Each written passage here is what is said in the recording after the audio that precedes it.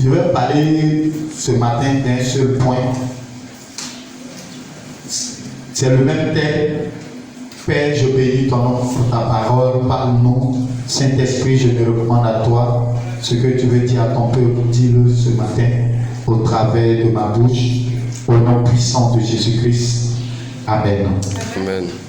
Donc, ce matin, nous allons parler encore de la seconde gloire. Et nous avions dit à la veille que la seconde gloire, la gloire même là, c'est un vêtement spirituel. C'est ce qu'on avait dit, non? On a dit que la gloire, c'est un vêtement spirituel que Dieu porte à une personne. Et si tu as porté ce vêtement-là, tout ce que tu touches te réussit.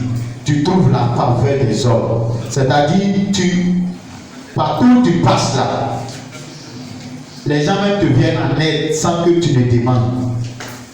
Tu as les besoins. Des personnes te donnent sans que tu ne demandes. Lorsque tu as le vêtement de gloire sur toi. Alléluia. Amen. Alléluia. Amen. Ce matin, le point que nous allons traiter, pour connaître la seconde gloire, il faut que l'Éternel juge tous tes ennemis. Il faut que l'Éternel juge tous tes ennemis. Alléluia. Psaume 35.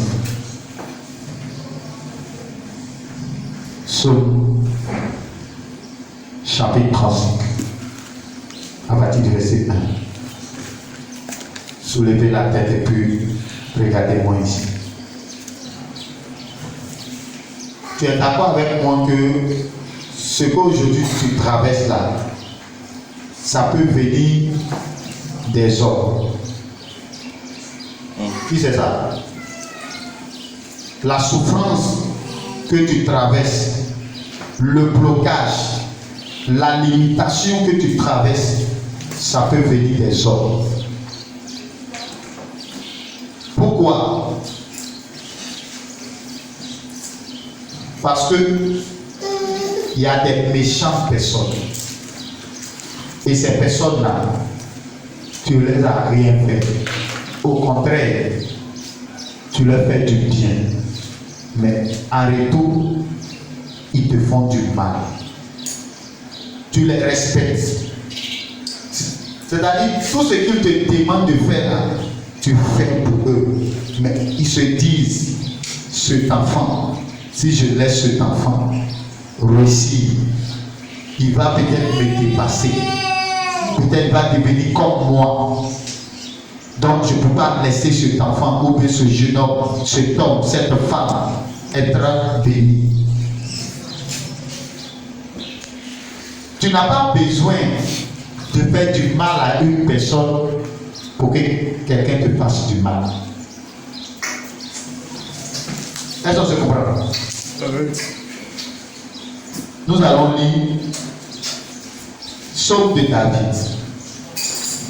Éternel, défends-moi contre mes adversaires. Combat ceux qui me combattent. Alléluia. Est-ce que tu sais que tu as des adversaires? Est-ce que tu sais que tu as des ennemis? Tu ne peux pas voir la seconde gloire si Dieu ne juge pas tes ennemis. Alléluia. Pendant que je suis en train de te parler, je suis sous l'esprit de Dieu, je suis sous l'onction de Dieu. Parce que tant que tes ennemis n'ont pas été jugés, toi tu ne peux pas voir la seconde gloire. Alléluia. Amen. Sinon que tu fais des efforts. Tout le monde sait que tu fais des efforts. Tout le monde sait que toi-même là, tu étudies. Tout le monde sait ça. Tout le monde sait que toi-même là, tu travailles. Mais tout ce que tu fais là, tu te retrouves toujours à la case de départ. Alléluia. Amen. Tu te retrouves toujours aux mêmes endroits où tu as commencé. C'est parce que tu as des adversaires. Et ces adversaires-là, ça peut être ton parent, ton frère, ton cousin, ta soeur, ta cousine. D'autres même, c'est le mère. D'autres, c'est le père.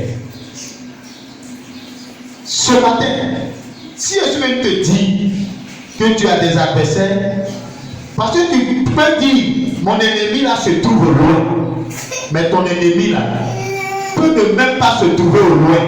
Ton ennemi là peut se trouver même auprès de toi. Ça peut être un ami avec qui tu marches.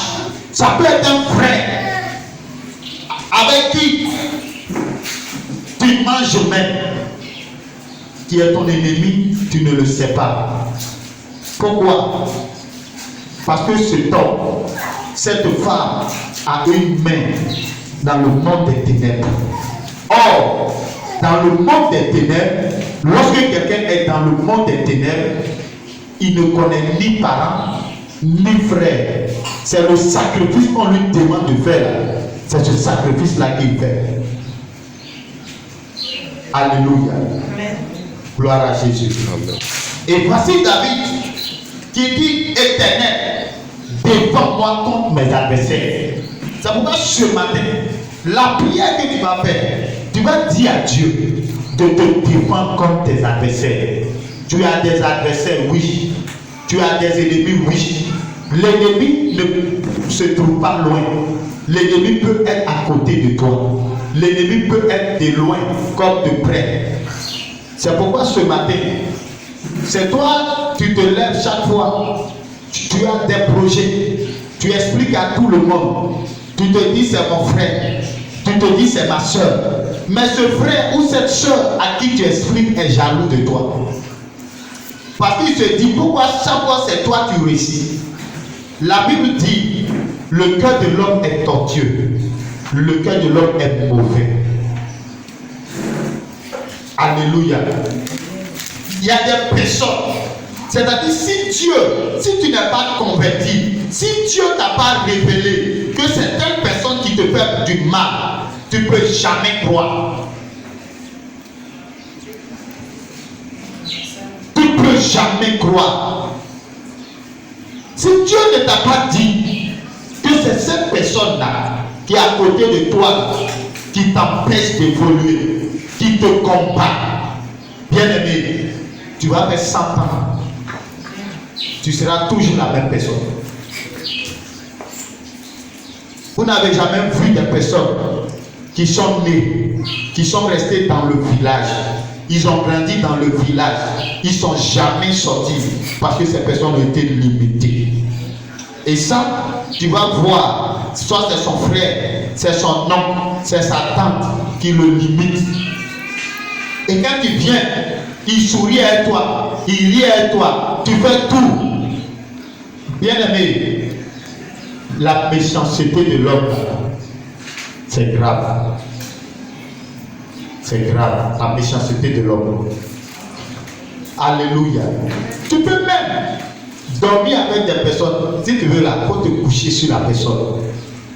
Mais si la personne est méchante à l'intérieur, tout ce que tu vas faire, si tu veux là, il faut payer tout pour lui donner. C'est zéro. Parce que quand tu les entends dans leurs paroles, dans leurs propos, bien aimé, tu as mal au cœur. Tu te dis, mais une telle personne, pour qui même j'ai des projets, regarde comment cette personne-là me parle. Regarde comment cette personne-là est en train de me parler. Tu ne sais pas que des personnes se sont mis nuls, qui ont parlé sur toi-même ta vie. Ils t'ont maudit. Ils ont lancé des paroles de malédiction.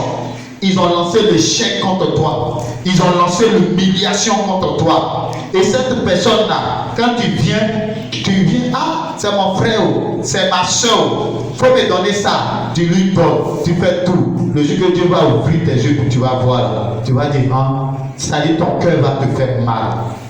Tu vas te poser la question, pourquoi cette personne peut faire ça? Tu vas te poser la question, mais tu n'auras pas la réponse. Ce matin, Dieu me charge de te dire, pour que tu puisses voir la seconde gloire, il faut que tes ennemis soient jugés par l'Éternel. Moi, dans ma vie, je n'ai jamais su que des personnes qui me sont chères allaient moi me faire du mal. Je n'avais jamais su ça. Je n'avais jamais su. Si je n'étais pas converti, je me demande, est-ce qu'un jour, j'allais pouvoir m'en sortir? Vu ce que les gens ont fait contre moi, que Dieu m'a montré, bien-aimé, ce matin, je suis en train de parler de tout mon cœur pour te dire, pour voir la gloire de Dieu, il faut que Dieu juge tes ennemis. Et si tu ne pries pas pour que Dieu juge tes ennemis, tu ne vas pas voir la gloire de Dieu. Le temps va passer, les années vont passer. Toi-même tu te dis, mais regarde mon âge, regarde ma vie, je suis en train de prendre de l'âge, mais je vois que depuis, je n'arrive pas à avancer. Souvent, les gens se lèvent contre les prophètes. Ils disent non, pourquoi ce prophète a dit que mon papa est sorcier, que ma maman est sorcier? Mais ce qu'il est en train de te dire là, c'est pour te faire du bien. C'est pour que tu sortes d'une prison. Si tu n'es pas prêt pour qu'un prophète te détaille ce qui est en train de se passer dans ta vie, ne va pas à son programme. Souvent les gens se lèvent et disent non, ce prophète-là n'est pas sage. Mais Dieu a envoyé le prophète pour aider les gens. Si Dieu a envoyé le prophète pour t'aider, tu veux qu'il fasse quoi? Tu as tourné, tu cherches, tu pries, tu dis à Dieu, mais qu'est-ce qui me bloque? Qu'est-ce qui se passe dans ma vie? Seigneur, je veux voir. Maintenant Dieu t'envoie le prophète. Et le prophète te dit, soit voici telle personne qui est à la base de ton mal. Tu vas dire quoi? Le prophète est méchant? C'est la personne qui te fait du mal qui est méchant, bien c'est le prophète qui est méchant? Non, répondez-moi ce matin. C'est la personne. Répondez-moi.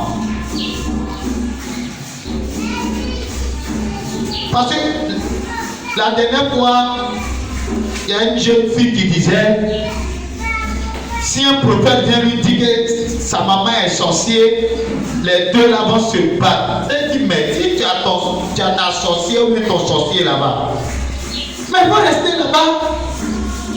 Si ça te plaît, il faut rester là-bas. Il ne faut pas venir embrouiller les hommes de Dieu.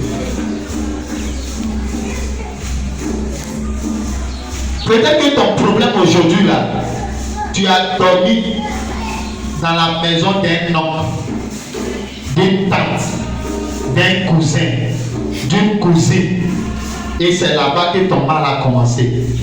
Ou bien même d'un ami de ton père, d'un ami de ta mère, c'est là-bas que ton problème a commencé. Maintenant, si Dieu révèle, parce que souvent quand Dieu révèle, en tout cas moi, quelle que soit la personne qui me fait du mal, si tu es venu me dire cette personne-là, je vais te féliciter même. Parce que tu viens de m'ouvrir les yeux, ça me permettra de bien prier. Ça me permettra de bien prier. Alléluia. Amen. Gloire à Jésus. Amen. Je vous assure qu'il y a des choses que le Seigneur m'a montré, m'a dit que je ne croyais pas. Est-ce qu'on se comprend? C'est-à-dire Dieu me montre que telle personne-là, voici ce qu'il fait contre toi. Il dit c'est faux. Dieu te parle, tu discutes. Il dit c'est faux. Cette personne est trop gentille pour faire ça. Parce que toi, ce qui te trompe, c'est la gentillesse. C'est ça, non? La gentillesse. Non, il est gentil, il est ceci. Mais quelqu'un peut être gentil et puis c'est un scorpion. Quelqu'un peut être gentil et puis c'est un serpent.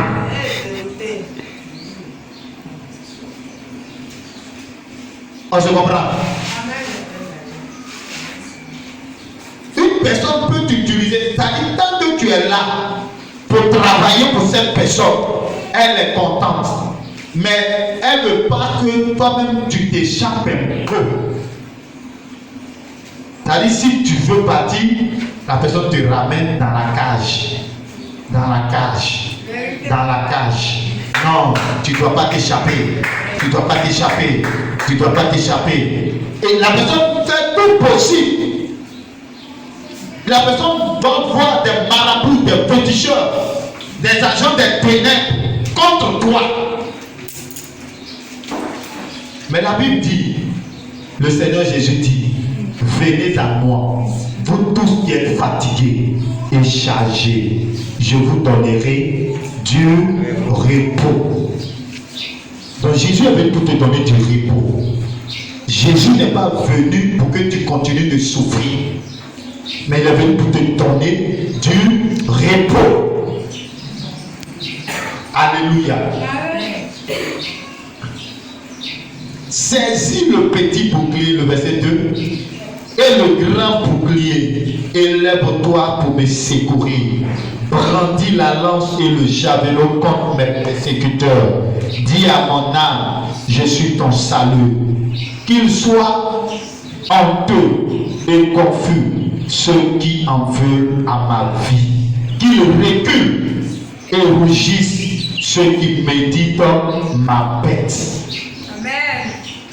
Donc, tous ceux qui méditent ta pète, tous ceux qui cherchent à détruire ta vie, que Dieu brandisse sa lance et son javelot pour les transpercer. Amen. Au nom de Jésus-Christ. Amen. Au nom de Jésus-Christ. Qu'ils soient honteux et confus, ceux qui en veulent à ma vie. Donc que l'Éternel sème la confusion dans le camp de tes ennemis. Amen. Que l'Éternel les trouble. Vous allez voir certains enfants qui doivent réussir.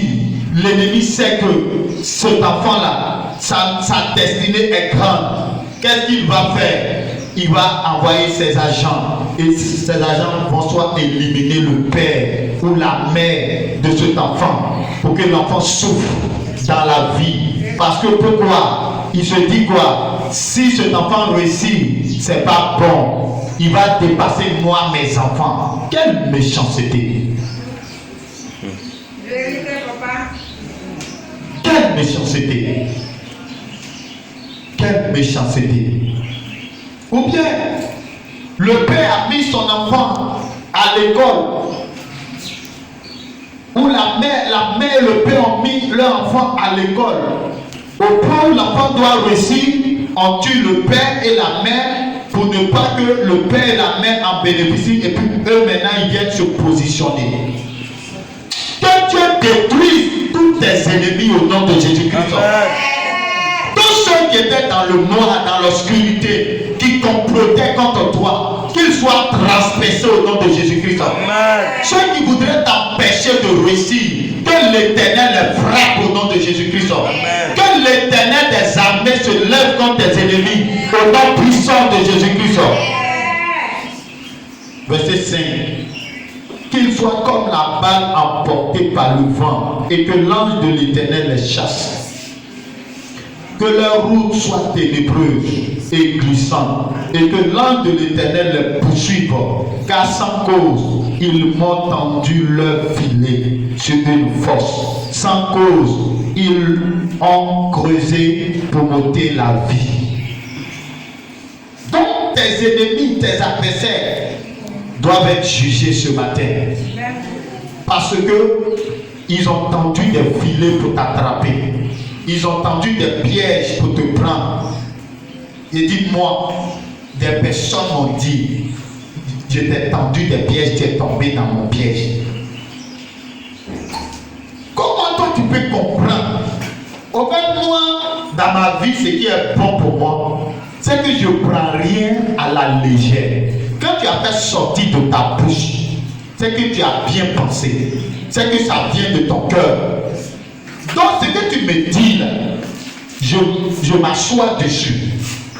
Ce que tu es en train de me dire là, je ne vais pas prendre ça à la légère. Même si tu viens me dire après, non, c'est parce que j'étais en colère. C'est parce que tu as pensé que tu as dit.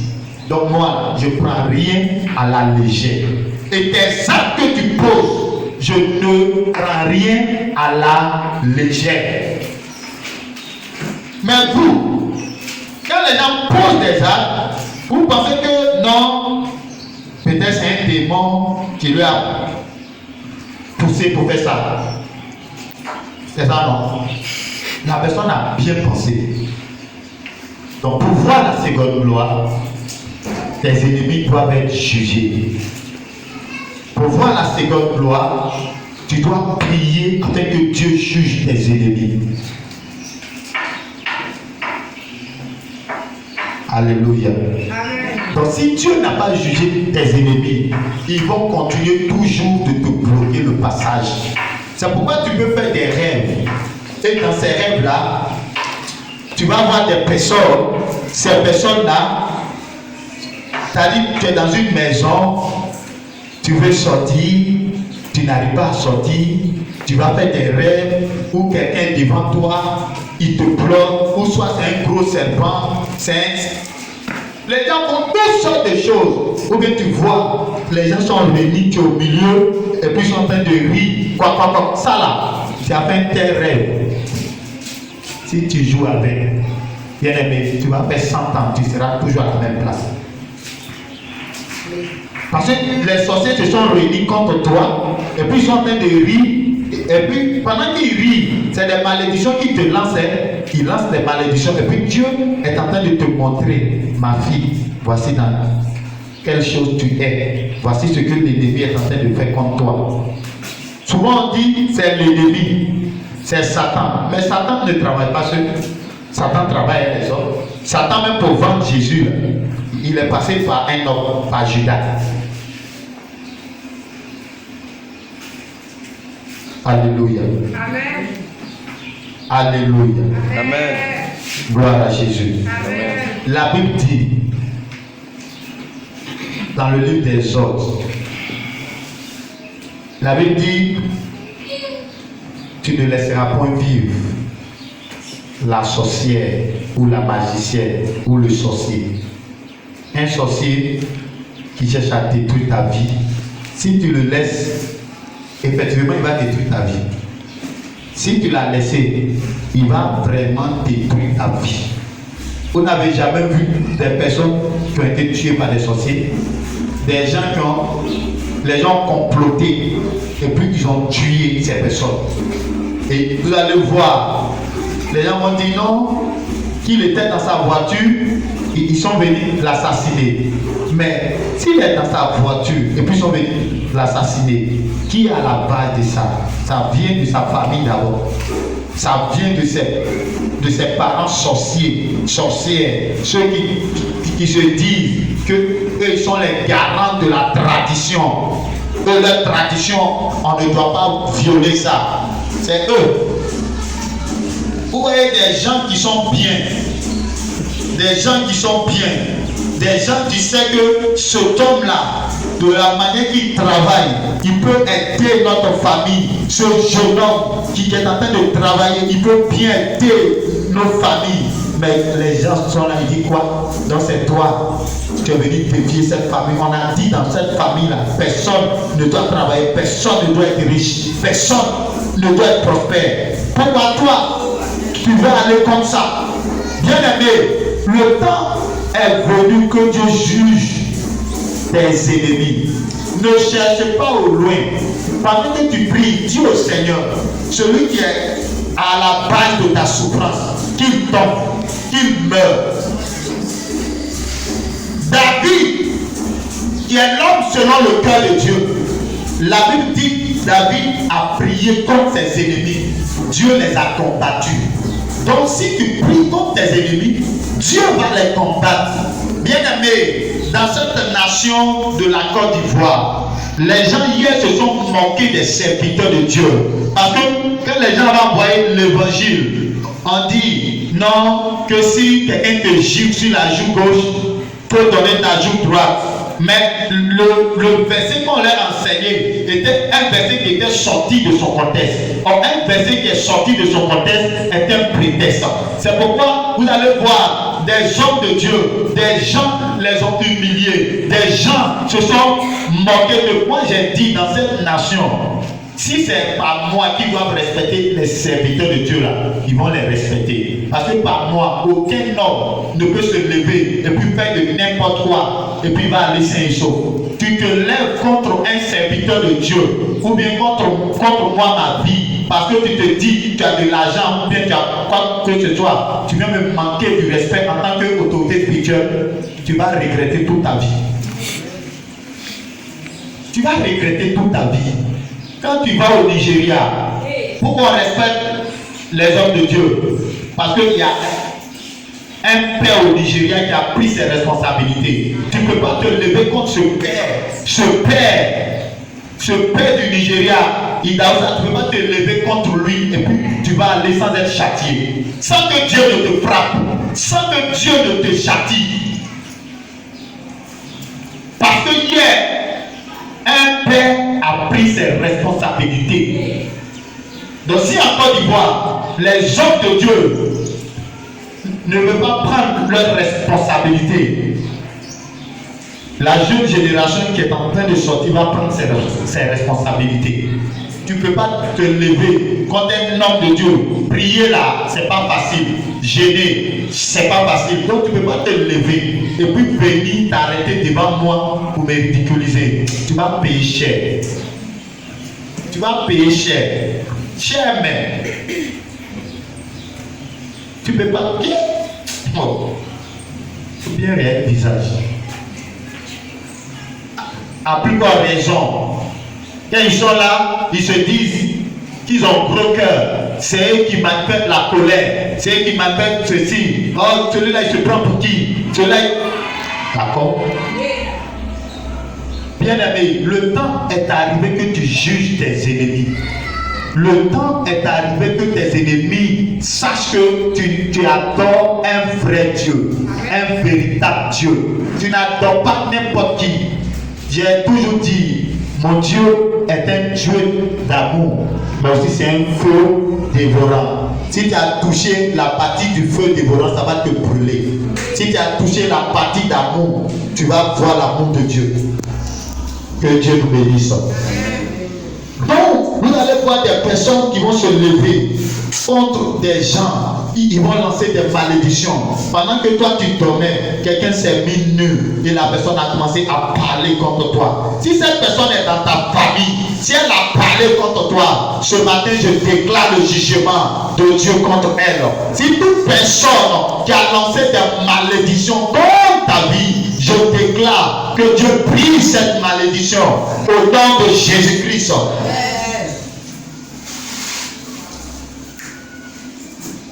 Alléluia. Alléluia. Amen. La prédication est finie comme ça. On va prier.